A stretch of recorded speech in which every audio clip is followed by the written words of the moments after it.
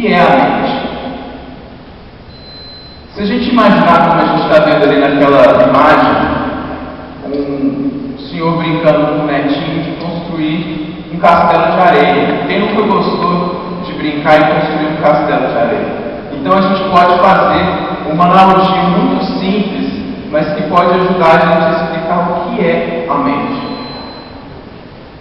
A areia da praia, imaginamos que a areia da praia é o espírito, é a energia da qual todas as coisas são feitas. Que vem um artista, um escultor de areia, que tem a ideia, e ele utiliza as mãos dele para dar forma, para desenhar a sua escultura. E essa ideia, as mãos que o artista utiliza, é a mente. A água da praia seriam os sentimentos. E o resultado de tudo isso é a manifestação da realidade física.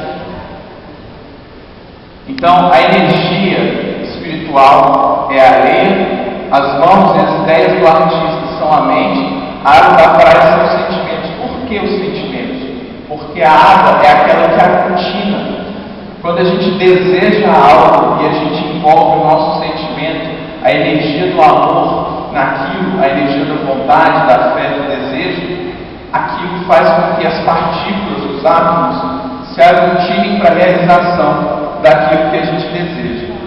A gente pode pensar também que aquilo que o Einstein disse, de que o espírito é energia sutil, ou seja, o espírito é a matéria rarefeita e a matéria é o espírito condensado. A gente pode imaginar os estados da água.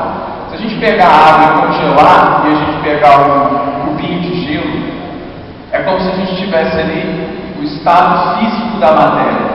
E quando a gente liquefizer e colocar para evaporar aquela água, a gente vai transformar aquilo no que a gente poderia dizer que é o espírito.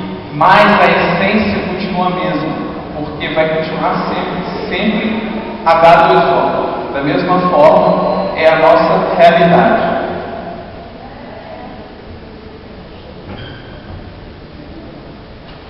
A mente tem duas funções básicas.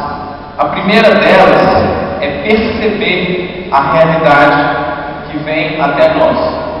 E a segunda é criar essa realidade.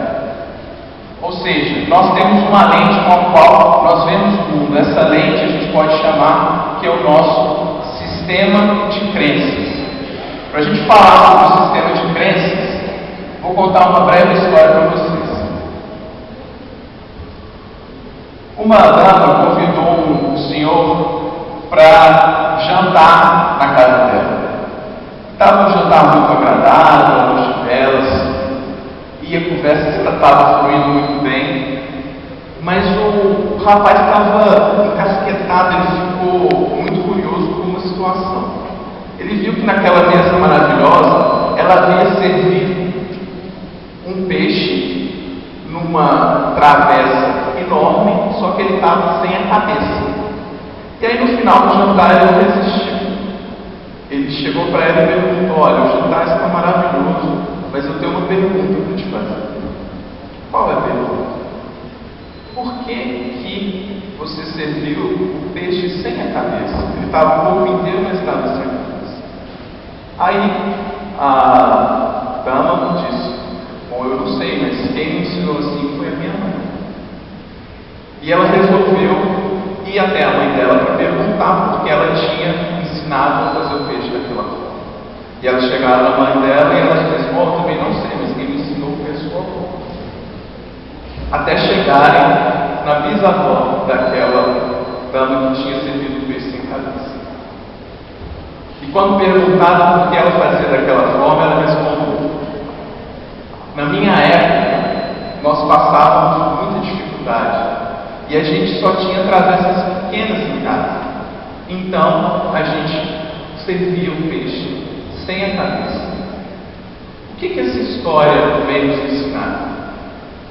Vem ensinar que muitas vezes nós trazemos da nossa família, da sociedade, da escola e da religião, padrões que foram passados ao longo da história, ao longo das gerações.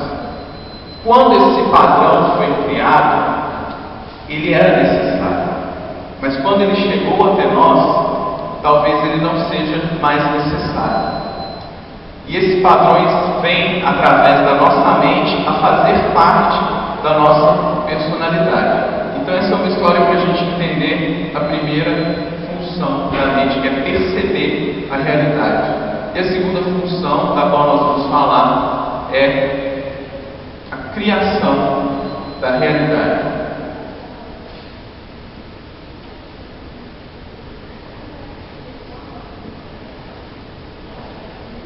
Existem duas formas da gente perceber a realidade. A primeira e a mais comum que a gente utiliza é através do ego negativo. O ego negativo diz para nós o seguinte: nós somos um corpo material. Se nós somos um corpo material, eu sou diferente de você. Para eu sobreviver nesse mundo competitivo, nessa selva, eu preciso disputar com você. Eu não compartilho as coisas com você. Eu preciso vencer sempre. E outra coisa, para que eu consiga as minhas coisas, eu preciso buscá-las. Eu estou sempre insatisfeito. Por mais que eu alcance os meus objetivos, eu estou sempre insatisfeito e com medo da mudança. Essa concepção diz que o nosso espírito está separado da matéria. A segunda forma de nós concebermos a realidade é a consciência crística. A consciência crística diz, e a física quântica comprova hoje, se nós pegarmos um microscópio de laboratório, nós vamos observar que existem muito mais espaços vazios do que átomos entre nós, o que significa que nós estamos unidos pela teia cósmica. Se nós estamos unidos, a primeira consequência disso é que eu sou o outro. Nós somos um de fato. E disso faz germinar, faz brotar o sentimento de amor. E a partir do amor, as demais virtudes, a fé, o desapego, a sabedoria, a humildade, o que gera em nós um sentimento de gratidão. Por mais que nós não tenhamos aquilo que nossa mente deseja, nós somos gratos por aquilo que a vida nos oferece. E esse sentimento de gratidão é que vai nos dar a abertura para as mudanças.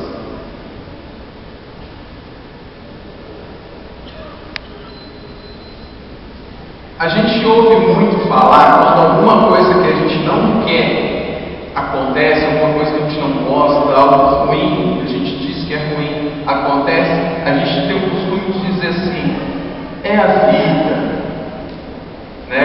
Que vem